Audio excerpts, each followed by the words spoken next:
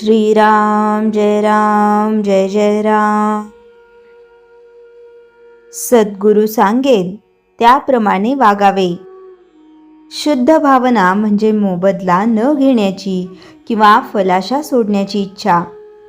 भक्ती ही अशी निरपेक्ष असावी। देवालये बांधली, देवांचे पूजन अर्चन केले म्हणजे भक्ती निरपेक्ष केली असे नव्हे। देवाचे करीत असताना, जप करीत असताना त्यापासून काही हवे आहे असे न वाटले पाहिजे। तुम्ही सर्व लोक भजन पूजन करता, परंतु हे सर्व कसे होऊन बसले आहे? जसे भांडे कुठे ठेवावे, पळीताम्हण कुठे ठेवावे वगैरे जे शास्त्रात लिहिलेले असते ते सर्व माणूस तोंडाने म्हणत असतो आणि करीत असतो, कारण त्यामुळे त्याला कृती करणे सोपे जाते। तसे आपण देवाचे करतो, परंतु ते केवळ केले पाहिजे म्हणून, ती आपल्या घरातील एक प्रथा आहे म्हणून, आपल्याला देव आवडतो म्हणून नव्हे। एक मुलगा होता, त्याला त्याच्या वडिलांची पत्रे येत असत। तो पत्र वाची आणि देव्हाऱ्यात ठेवून देई। दुसरे पत्र आले की ते वाची आणि मागील पत्र काढून टाकी। एकदा वडिलांनी 25 रुपये मागितले। मुलाने ते पत्र वाचले आणि नेहमीप्रमाणे पूजेत नेऊन ठेवले। नंतर काही दिवसांनी वडिलांकडून एक गृहस्थ आला आणि म्हणाला, तुला तुझ्या वडिलांचे पत्र मिळाले का? त्यावर तो म्हणाला, हो। अरे, मग पैसे का नाही पाठवलेस वडिलांना? त्या गृहस्थाने विचारले। त्यावर तो म्हणाला, तेवढेच राहिले बघा। तसे आपले होते। आपण कृती करतो, पूज्य भाव वगैरे ठेवतो, परंतु सद्गुरूने सांगितलेले तेवढे करीत नाही। त्यामुळेच आपली सत्कर्मे ही आपला अहंकार कमी व्हायला कारणीभूत न होता उलट अहमपणा वाढायलाच मदत करतात। म्हणून सद्गुरूने सांगितलेले साधनच आपण प्रामाणिकपणे संशयरहित होऊन करावे। त्याकरिता व्यवहार सोडण्याची जरूर नाही। आपण व्यवहाराला सोडू नये, पण व्यवहारात गुंतू नये। युद्धात सारथ्याच्या हाती सर्व काही असते। तो लगाम हाती घेऊन जागृतपणे उभा असतो आणि योग्य वाटेल तेथे रथ नेऊन उभा करतो।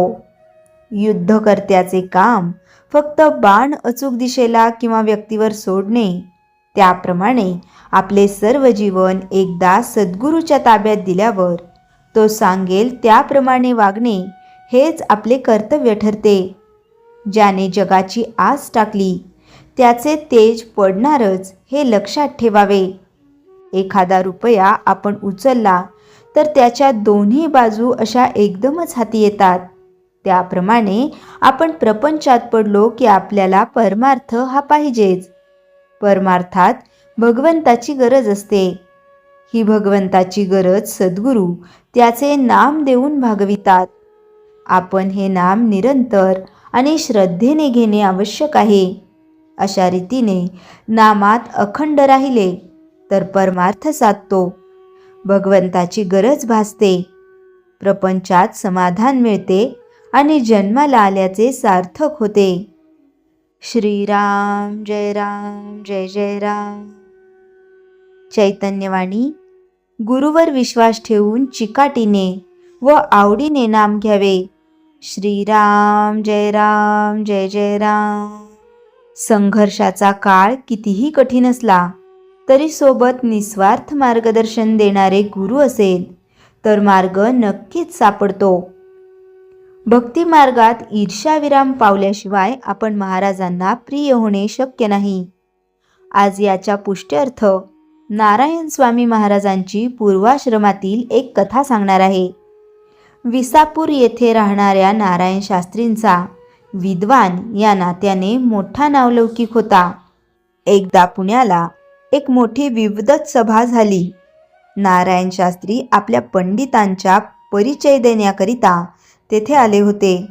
सभेत शास्त्रचर्चा चालू असताना प्रतिपक्षाने नारायण शास्त्रींचा कोटी करून पराजय केला। हा पराभव नारायण शास्त्रींच्या जिव्हारी लागला। एवढा अभ्यास करून देखील जर पराजय होत असेल तर काय करावे? आता असे पांडित्य संपादावे की पुन्हा पराजयाचे तोंड पाहावे लागणार नाही. काशी क्षेत्राचा लौकिक हा शास्त्र अध्ययन आणि अध्यापन याकरिता मोठा होता. खेरीज नित्य घडणारे गंगा स्नान, विश्वेश्वराचे दर्शन हे आणखी 2 लाभ पदरी पडणार होते. नारायण शास्त्री या विचाराने प्रेरित होऊन आपल्या कुटुंबास आप्तांचे घरी ठेवून काशी क्षेत्री आले. अनेक वर्षे शास्त्र अभ्यासाने मोठी विद्वत्ता मिळवून नारायण शास्त्री धन्य झाले. आता इतक्या अभ्यासाने आपण कोणास शास्त्रार्थ हार जाणे शक्य नाही हा विश्वास त्यांना वाटू लागला.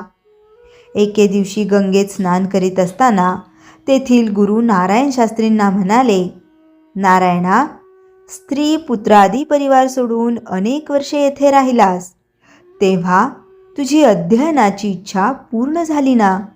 यावर नारायण शास्त्री उत्तरले, मला अपेक्षित अध्ययन पूर्ण झाले. यावर गुरु म्हणाले, तर मग गुरुन दक्षिणा देऊन तू आपल्या गावी जावेस असे मला वाटते. नारायण शास्त्री म्हणाले, मी गुरुदक्षिणा माझ्या शक्तीप्रमाणे द्यावयास तयार आहे. आपण आज्ञा द्यावी.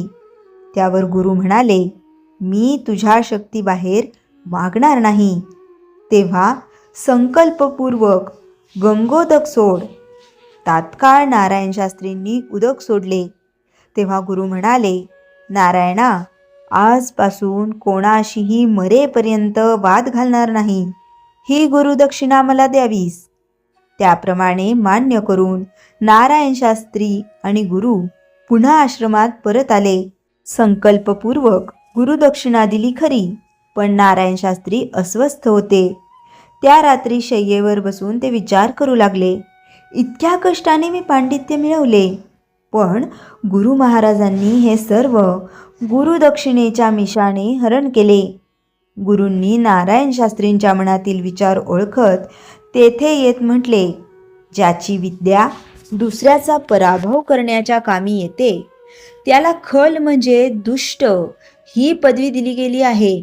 दुष्टांचे इहलोकी अकल्याण होते आणि त्यांना मृत्यूपश्चात नरक लोक मिळतो.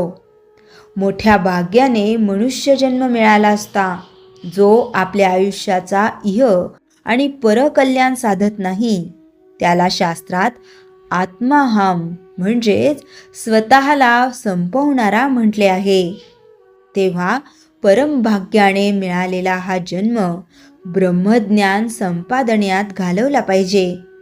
नारायण शास्त्रींना मर्म कळून आले आणि पुढील आयुष्य त्यांनी भगवत सेवेत घालवले. श्रीराम जय राम जय जय राम. आता उपायवन वसंतू, जो आज्ञेचा याहेव तंतू, अमूर्तची परिमूर्तू कारुण्याचा. संत श्रेष्ठ ज्ञानेश्वर महाराजांनी अमृतानुभवात केलेली ही गुरुदेव वंदना आहे. भगवंताच्या प्राप्तीची जी साधने आहेत ती एका अरण्य किंवा वानासारखी आहेत. अरण्यवन म्हणजे कितीतरी झाडं असतात, तर मग हे मार्ग अरण्यासारखे आहेत. या उपायांना फुलवणारा जो वसंत ऋतू तो माझा गुरु आहे. तुम्ही कितीही उपाय करा, जर गुरु नसेल तर उपाय फुलणार नाहीत. पुढे म्हणाले, आज्ञेचा आहेवतंतू. आहेवतंतू म्हणजे मंगळसूत्र. गुरु म्हणजे सौभाग्य आहे. आज्ञा आ याचा अर्थ सर्व बाजूंनी आणि ज्ञा म्हणजे जाणणे. आज्ञा म्हणजे सर्वज्ञ, म्हणजेच ब्रह्मविद्येचे सौभाग्य असेल तर माझा गुरु आहे. जर माझा गुरु नसेल तर ब्रह्मविद्या सौभाग्यवती नाही. या पलीकडे माझा गुरु अमूर्त आहे.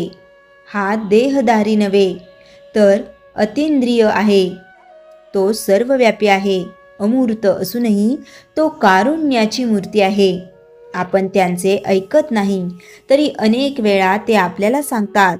आपल्यासारख्या अज्ञानी लोकांबद्दल अपार करुणा त्यांच्यात असते.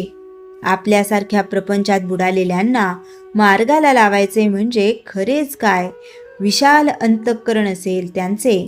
अशा या सद्गुरूंचे ऋण फिटणेच अशक्य. श्रीराम जय राम जय जय राम. जयाच्या जनी जन्मनामार्थ झाला, जयाने सदा वासनामात केला, जयाच्या मुखी सर्वदा नाम कीर्ती, नमस्कार तया ब्रह्मचैतन्यमूर्ती. श्रीराम जय जय राम. जानकी जीवन स्मरण जय जय राम.